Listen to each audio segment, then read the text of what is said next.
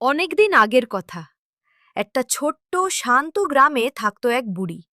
সাদা চুল, কুঁজো পিঠ, কিন্তু মন ছিল একেবারে সোনার মতো। বুড়ি একা থাকত। তার সংসারে ছিল কেবল একটি জিনিস, একটি লাল ঝকঝকে মুরগি, যাকে সে নিজের সন্তানের মতো ভালোবাসত। মুরগিটিও বুড়ির খুব খেয়াল রাখত। ভোর হলে সে জোরে ডাকত। বুড়ি হাসি মুখে বলতো, চল মা, তোকে খাবার দিই। প্রতিদিন মুরগিটি একটা করে ডিম দিত। সেই ডিম বিক্রি করে বুড়ি নিজের খাবার কিনত, চাল ডাল আনত। সেই মুরগি ছাড়া তার আর কোনো ভরসা ছিল না। সমস্যা শুরু হলো একদিন। গ্রামের পাশের বনে থাকত এক চতুর শেয়াল। সে অনেক দিন ধরেই বুড়ির মুরগিটাকে নজর করছিল।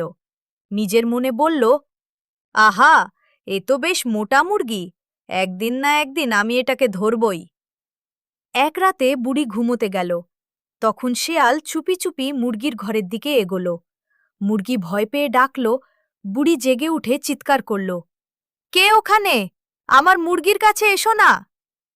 শিয়াল ভয় পেয়ে পালালো, কিন্তু সে হাল ছাড়ল না। পরের দিন আরও বুদ্ধি করল। শিয়ালের কৌশল, সে বুড়ির বাড়ির কাছে এসে বলল, আমি বনের ডাক্তার, তোমার মুরগিটা অসুস্থ দেখেছি, আমাকে একটু দেখতে দাও। বুড়ি বুঝতেই পারল না যে এটা ছদ্মবেশী শেয়াল। ঠিক তখনই মুরগি দৌড়ে এসে বুড়ির আঁচল টানল। বুড়ি বুঝল অবস্থা ভালো না। সে লাঠি তুলে বলল, যাও রে শেয়াল, আমার মুরগির দিকে তাকাবি না। শেয়াল এবার ভয়ে দৌড়ে পালালো। বুড়ি বুঝল মুরগিটাই তার সবচেয়ে বড় রক্ষা কবচ। সে মুরগির ঘরটা আরও মজবুত করল। মুরগিকে ভালোমতো খাবার দিল, যত্ন করল, আর প্রতিদিন বলল, তুই আমার আশীর্বাদ, তোকে ছাড়া আমি কি করতাম। মুরগিটিও খুশি হয়ে রোজ ডিম দিত। বুড়ি আর কখনো একা অনুভব করত না।